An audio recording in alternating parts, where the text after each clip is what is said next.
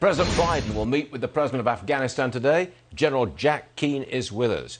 General, I saw a headline in the Wall Street Journal. It read, "Disaster looms in Afghanistan because of our withdrawal." What do you say? Yes, I agree with the accuracy of that statement by the Wall Street Journal. President Biden's decision to pull U.S. troops out, which also motivated NATO to pull theirs out. By the way, the NATO Europeans did not want to pull out. They wanted to keep a modest force there, which was the original plan. Whoa. And what is happening is the security situation. It is absolutely surprising. The Europeans wanted to keep troops in Afghanistan, and we want out? Hard to believe. Yes. What happened at the NATO summit, my military NATO sources informed me that when President Biden arrived there, the Europeans who were participating in Afghanistan as a part of the NATO force told President Biden that, one, they were surprised by his decision. It was unexpected, and the timing of it. But two, more importantly, they didn't agree with it. They had already made up their minds that they needed to keep a modest force there to prevent al-Qaeda and ISIS from reemerging. So that is a fact. The situation is worsening there. And here's why. Because American air power has been supporting Afghan security forces since 2014 when we pulled our combat troops out.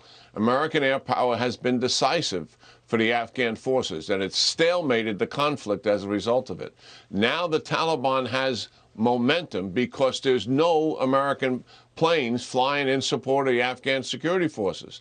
That is why this situation is getting worse and ominous.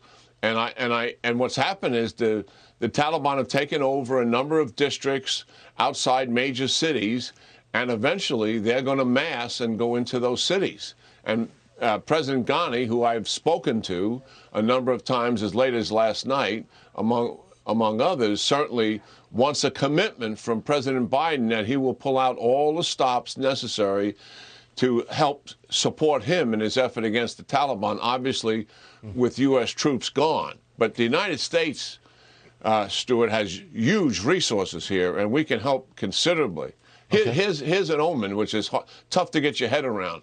So there's no U.S. air support flying in support of Afghan troops. But the Afghans have an air force of their own, but it's modest.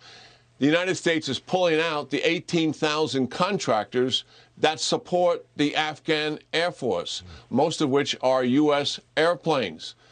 Does that make any sense to anyone? No. The contractors want to stay. We've got to get back in there and get contractors to support them, or else in a matter of weeks, all of those airplanes will be deadline. Oh, good Lord. Lots we can do here if President... Go ahead. Oh, I just wanted to ask you about the interpreters. The last time we talked to you, we were talking about you've got to get the interpreters out, because if we don't get them out, they're going to be slaughtered. Any progress there, General? Yes. For the first time yesterday, President Biden had at least made a rhetorical commitment to get the interpreters and the interrogators out of there. And I know for a fact that the Pentagon certainly has wanted to do this. They need the okay to make that happen.